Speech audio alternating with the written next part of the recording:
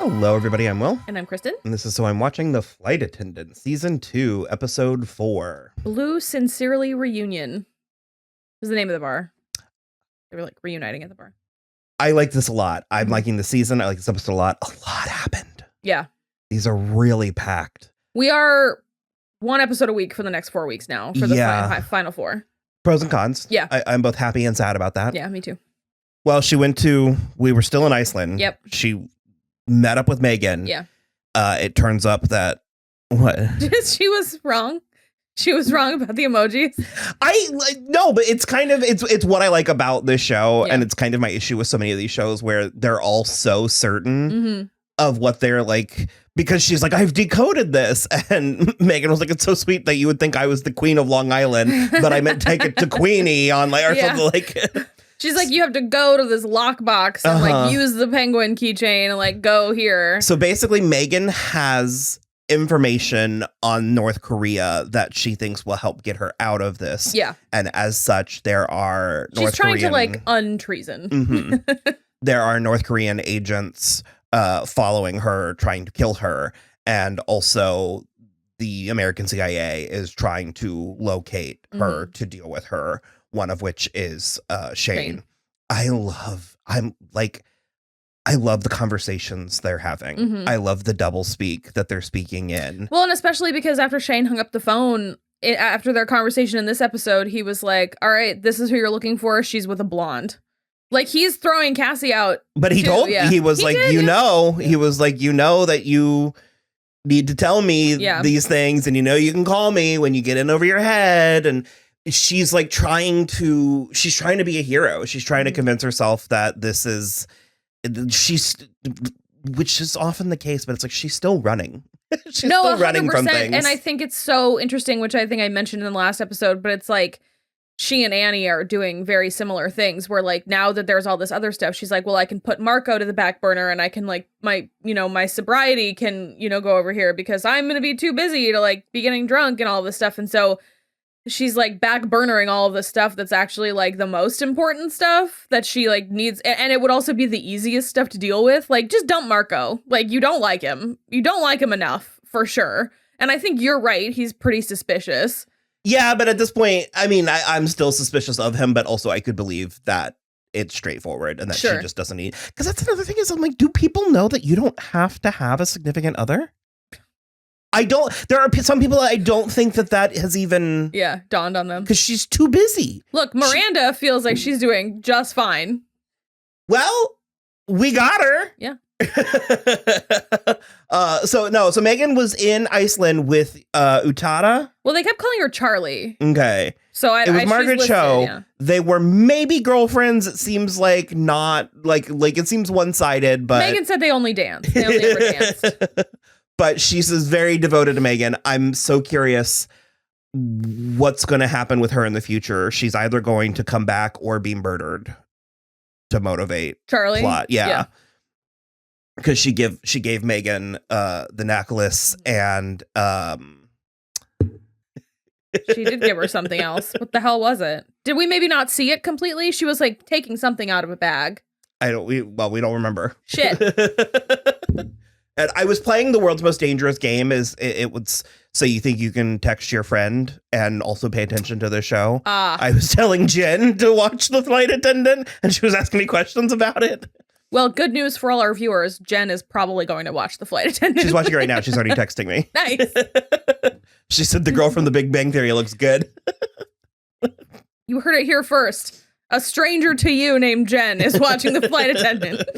So the killer Hawk, I think it was, came to kill Megan, and Charlie or Utada put the mushroom powder in his drink. So I was right there. Yep. And then her fucking phone, you literally. Okay, look, I know that Cassie needs to be reachable and that she is like a flight attendant. You need to like whatever, have your phone be reachable, but like turn it off when you're doing espionage. At least put it on vibrate. It's a plot device to get them in trouble. Of course it is. It's horrible. But yeah, so luckily, because I remember when she texted someone and I was like, who the hell was that? And turns out it was Miranda. Miranda showed up, helped them out, got shot in the leg again. The same leg. Who was Celia? Was she the woman from season 1? Yeah. Okay. The one who kept on telling her, like, hey, whatever the dude's name is looking for you. He knows that you're still in New York. Like, so she's like helping Miranda mostly. Yeah. Unless there's like a good deal. Well, she was like, the North Koreans are offering a lot more for Megan than you're paying me. And she's pregnant. So she's like, I've got a baby on the way. So but then she was like still there for them at the end. Well, yeah. So it's like, I mean, I think she's an opportunist. I think that like her allegiance is with Miranda. Yeah. But I mean, if she has the chance to make, because it was like $1 million, right? It was a lot. Yeah. Because Megan was very flattered. I feel like a prize. But so it's that kind of stuff that I really enjoy. And that kind of like, there's no, it's all, I don't know. It's all fun and games until somebody dies. But so Miranda did, whisk them away, and she gave Cassie a little pep talk and was sort of like, I'm done. No more of this. I feel like we'll see Miranda again. Well, the door's open. She's not dead. So, but it also did sort of seem a little bit like a curtain call, which, like I said, I think we'll see her again. But also, if we don't, I appreciate. Yeah, I mean, I don't think we should pull her out constantly, but like, I would be fine seeing her again. It's so funny. It's so fun to have someone who knows what they're doing mostly. So, yeah. But, like, who can take charge for the most part. Yeah. But I also think we shouldn't discount the fact that we watched multiple scenes of television with Kaley Cuoco, Shel Gomez, Rosie Perez, and Margaret Cho. It was like, yeah, all in one room together. I think that needs to just be like acknowledged, and they were a real dream team. Yeah. Because one of the questions Jen asked me, she was like, "Is it gay?" And I was like, Not really, but I was like, it has the energy of like a gay show. There's not like a lot of gayness in it, but the show as a whole has a queer sensibility. There's a queer thrum through the entire thing. So they got back on Miranda's private plane. She got Megan a temporary passport, Hildegard, which I'm going to go on a limb and be pro Hildegard. You can't be afraid of a name like Hildegard. You gotta really lean into it. You gotta press up against that door. You gotta just be like, my friends call me Hildy. You're fine. Hildy's fine. And she's currently staying with Brenda, who is Shora Agadashlu. Shora Agadashlu. I love her. I don't have a grasp on her last name, and I'm trying to make it happen right now. So, there's not an A in between the G and the T. Agadashlu. It's an H. So I think you sort of swallow the A. It's like Agdashlu. Yeah. Agdashlu. How I've always. I feel better. Yes. Okay. She's just so. She's great. Amazing. In that like fuchsia caftan, and Megan had the nerve to be like your kooky friend. I'm like, lady, she's making you an iced tea, Megan. That house is beautiful. Also, she's not asking a lot of questions. Take it. But Megan is certain she needs to get back to Long Island like yesterday. I mean, she's not wrong. Well, she needs to get the information because people are still trying to kill her. The North Korean like assassins are trying to kill her. And also maybe Esteban and Gabrielle. Yeah, they are because they're after the bounty, essentially. Okay. Yeah. They are leaving, though, like a wake of victims who have seen their faces in their path.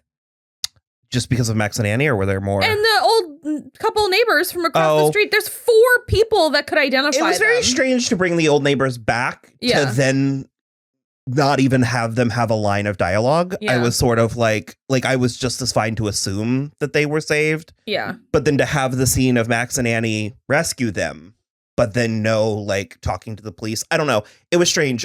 Part of me is like, were we done there or not? I don't know. Also, sorry, the woman who played Cecilia is Kaley Cuoco's sister. I reject that. Oh. Yeah, she has black hair. Here's this thing called recessive traits. No. When did the hardware supplies. Did that happen last week? The last episode? So yeah, they bought someone. So the double is different than Gabrielle. We think. We're 100% sure now. Yeah. Well, they just, okay. I'll allow it. Yeah.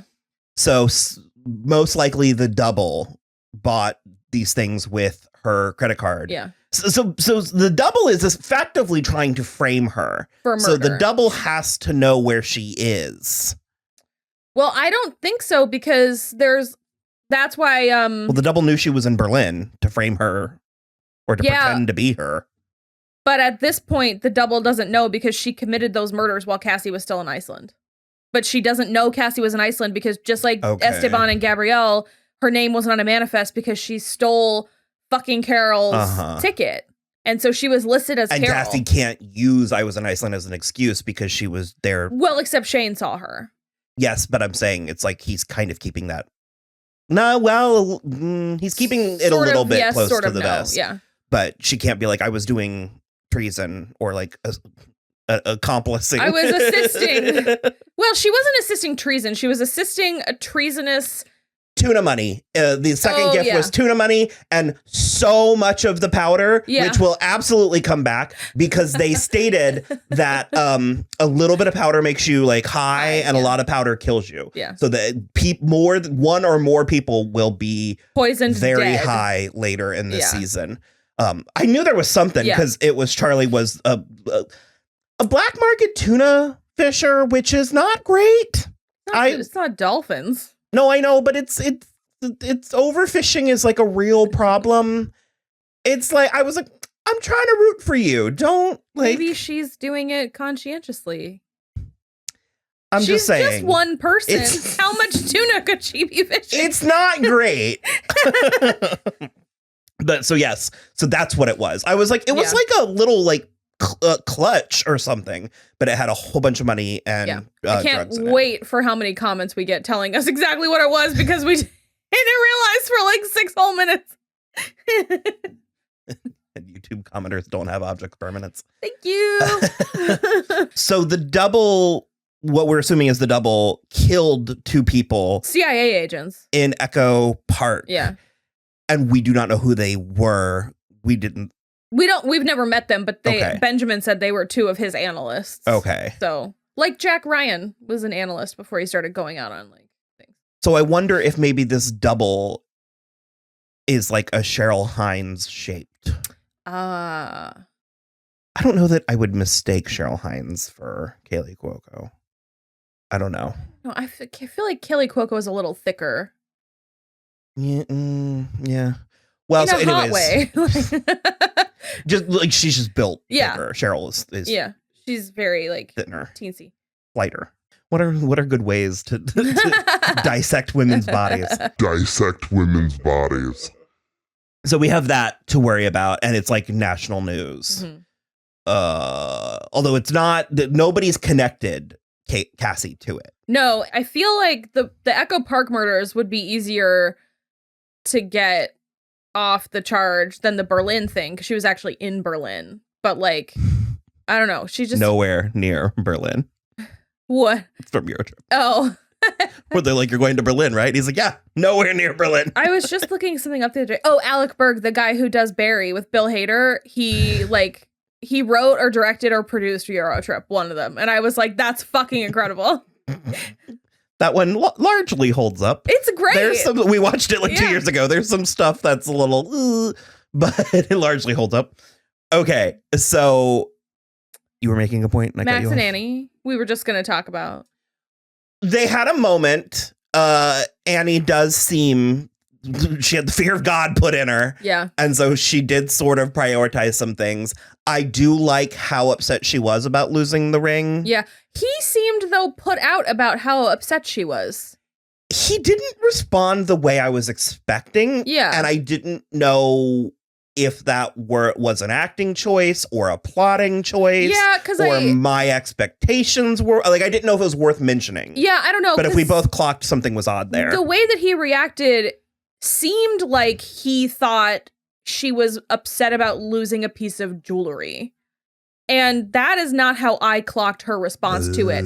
I clocked her response as like, she had come to Jesus and was like, no, I want to be in this. I'm happy about this. But they stole the symbol. Yeah. And I'm just sort of like. It was a bit odd. I'm curious to see, like I said, because I wasn't going to bring it up. I thought it was maybe just a me thing. No, because the only other thing is that then he like went looking out the window to, like, maybe he was trying to like see if they were in the house across. Because there was part of me, I was like, is he going to like tackle them? Yeah. Get the ring we were on the same page. Yeah. We'll see if it picks back up. Because I also like, what, I mean, aside from just selling it for money, what's the purpose of them stealing that? Yeah, because they didn't really, did they steal anything else? I don't remember. I don't think so. I mean, selling it for money is like, but when you're on a $1 million contract hit, I don't know. I feel like the like peanuts you get for a secondhand ring. The Echo Lake Park Lake murder. It seemed like the milky eye CIA agent was there. He was there again on the news cameras. Like the news cameras were so everyone knows he's there. Well, I mean, yeah, but it does. I mean, I assume he's just sort of like investigating for the CIA, but I don't know. I find him still suspicious, so I'm not sure. Apparently, his name is Jim Jones. Oh, that's right. We found that out in episode 1 because I'm begging people that are named James with the last name Jones to just go by James or Jimmy. Even Jim Jones is off the table. It's officially retired. Please stop. Well, I think that's why her mind palace was flooding. Oh, yeah, because of the murders. Yeah, because they were in the lake. Yeah, but she didn't know that because her teenage self was like, someone upstairs must have left the bathroom running. Yeah. And so it's just piling up. So I don't know if there's a specific answer to it or it was just one of those like metaphors where it's like, interesting. Her cuppeth floweth over. Yeah. Oh, Jenny kept trying to call.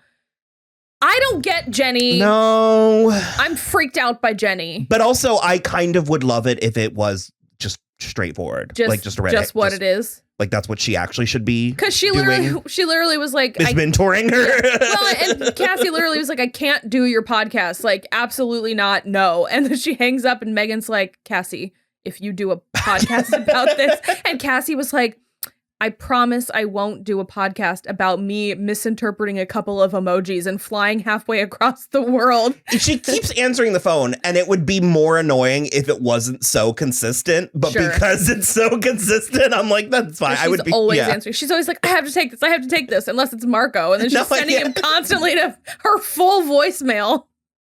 So, she slept with Benjamin. That's what we were getting at. She slept with Benjamin. I love because her teenage self was like building the like puzzle of that cathedral or that building in Reykjavik. It's very majestic looking, and it just kept getting bigger. Yeah, every scene, like the entire thing was getting bigger though. Yeah. It wasn't like it just kept getting taller, and it like collapsed in on itself at the end. Well, because put together, Cassie got pissed that she was sleeping with Benjamin and destroyed everything. Yeah. I mean, it was a bad idea. It was a super bad idea. And he was drunk. Like she was just tonguing him to get the bourbon flavor out of his mouth. She quite literally was. That's like a thing. For a friend of mine in college was like an alcoholic. And it was like, you taste like a bar. Ew.